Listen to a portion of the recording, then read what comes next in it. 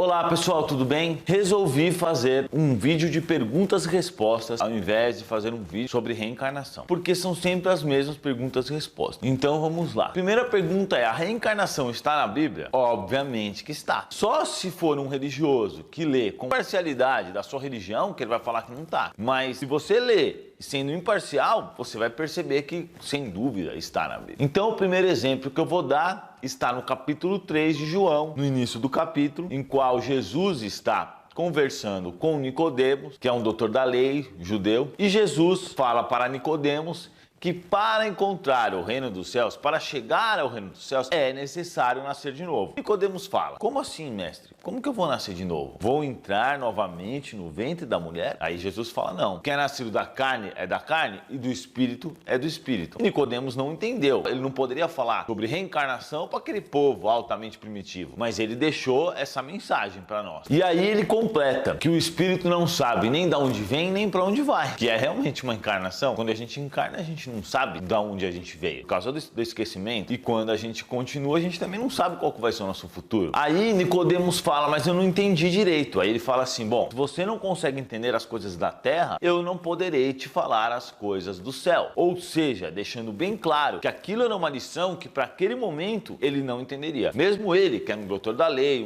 uma pessoa tão inteligente, comparado com o resto do povo. Outra passagem é no capítulo 9 do Evangelho de João também, na qual eles veem um cego e os apóstolos perguntam para ele: mestre, o que esse homem ou os pais deles fizeram para que ele nascesse cego? Obviamente, a pergunta é: o que esse homem fez para ele nascer cego? Não tem como ele ter feito algo para ele ter nascido cego se ele não teve uma existência anterior. Isso fica muito óbvio, não tem como você falar que isso não está óbvio na Bíblia. Agora, a resposta de Jesus é muito interessante, pois ele fala o seguinte: que ele não pecou e nem os seus pais pecaram para que ele nascesse cego. E isso aconteceu para que as obras de Deus fossem manifestadas nele. A cura, né?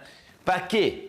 Para que entrasse para a história. Então, provavelmente é um espírito que se ofereceu para vir nessa condição, para ser curado por Jesus, para que ficasse registrado e esse registro chegasse hoje até nós. Outro pedaço bem óbvio, em João capítulo 16, versículo 13. Jesus perguntou: quem eles dizem ser o filho do homem? Ser o filho de Deus, né? Que seria Jesus. Aí eles respondem: uns dizem que é João Batista, outros dizem que é Elias, outros dizem que é Jeremias, ou algum profeta, porque teve profetas que vieram antes. Aí Jesus pergunta para eles: e vocês, quem vocês acham que eu sou? Ou seja, tá óbvio que todos ali estão concordando com a ideia da reencarnação, tanto Jesus como os apóstolos, porque quando perguntaram, os apóstolos falaram: bom, eles acham que você era tal pessoa, tal pessoa, tal pessoa que já morreu. Segunda pergunta: por que reencarnamos? A gente reencarna para depurar, para melhorar moralmente, intelectualmente e ir evoluindo pouco a pouco.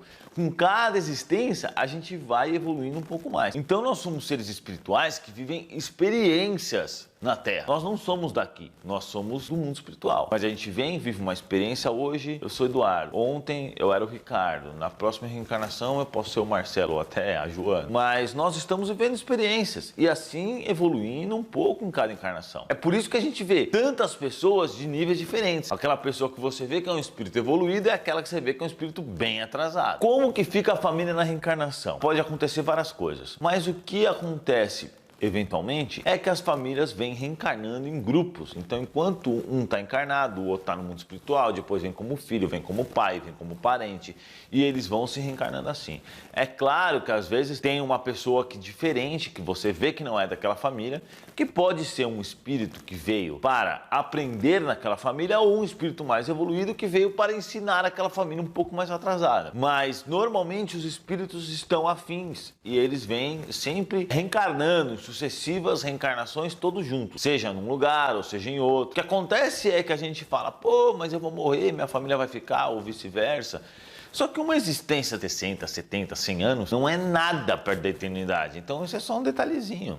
Você não deve se incomodar. No futuro você irá viver em harmonia com a sua família, seja no mundo espiritual, seja em outra encarnação e por aí vai. Isso já aconteceu dezenas de vezes, talvez até centenas. Essa pergunta é bem comum que as pessoas fazem: é verdade que a gente vai ter 70 vidas ou 50 ou sei lá o que? Tá errado. Nós podemos ter muitas vidas ou poucas vidas. Isso depende do progresso daquele espírito. espírito. De quanto tempo ele vai demorar para evoluir? Você vai parar de reencarnar quando você chegar à condição de espírito puro, que é a condição de Jesus. Quando você chegar ali, você não vai mais precisar reencarnar. Porque a reencarnação, ela é uma prova, na verdade, né?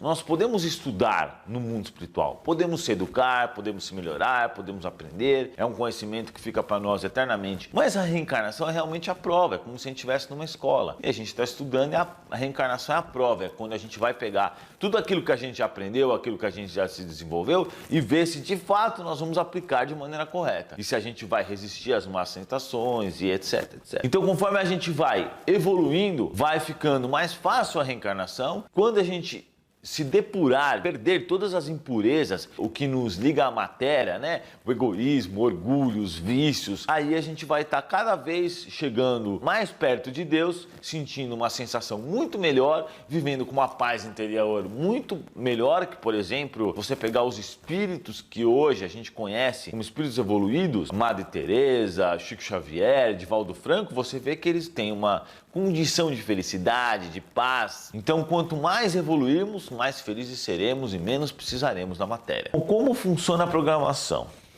Cada um tem uma programação, cada um tem uma missão, uma meta. O índio pode ser auxiliar a tribo dele a caçar, ensinar a fazer fogo. Do Chico Xavier, ajudar 4 milhões de pessoas. Cada um tem uma missão, cada um se programa para uma coisa. Mas uma coisa é fato: nenhuma vez a gente se programa para fazer o mal. Então toda vez que alguém faz o mal, ela está fazendo algo contrário do que ela se programou a fazer. E nós nos preparamos e nós se programamos para fazer o bem. Ninguém vem para o mundo para fazer o mal, isso esquece. Quando tem alguém fazendo coisa errada, não precisa ser coisa muito errada não, seja algum egoísmo, uma coisa assim, ela está fugindo da sua programação, ela está errando na sua vida. O que define onde nós vamos nascer? Isso depende muito. Se o espírito tem mérito, ele pode pedir uma região ou até um planeta diferente.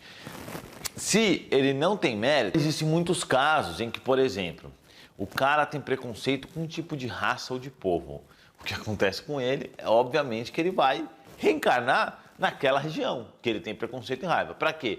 Porque ele tem que perder essa raiva. Então, se você tem raiva de um povo, é melhor você perder essa raiva, porque provavelmente você vai ter que encarnar lá. Se você tiver muita raiva, seja de uma religião, de uma raça, de qualquer coisa assim, você vai ter que reencarnar num povo assim para poder perder isso.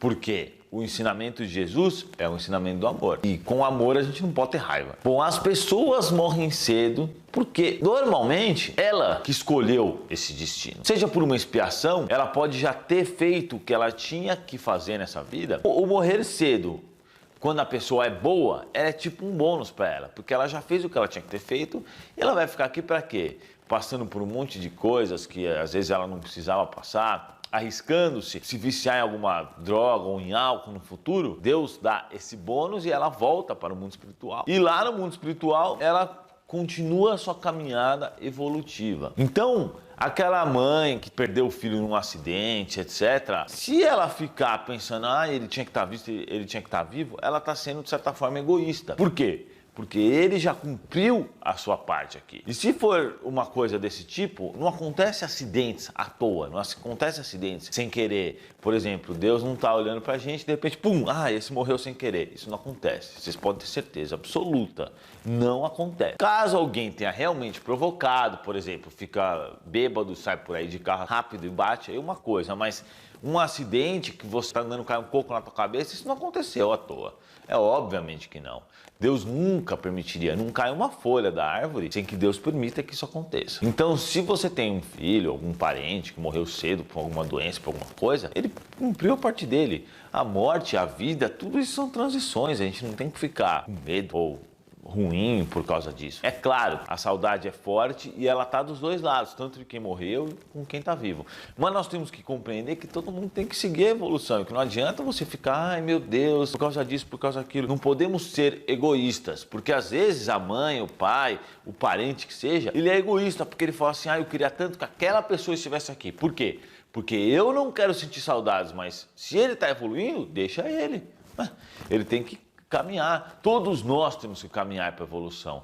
É a lei do progresso de Deus. Nunca estamos parados, sempre estamos evoluindo. Então é isso, pessoal. Curte o vídeo aí, inscreva-se no nosso canal, compartilhe os nossos trabalhos, porque a doutrina espírita ela merece ser compartilhada para que as pessoas tenham a mesma chance que nós tivemos de conhecer a doutrina espírita e se melhorar a cada dia. Muito obrigado, pessoal, que assim seja.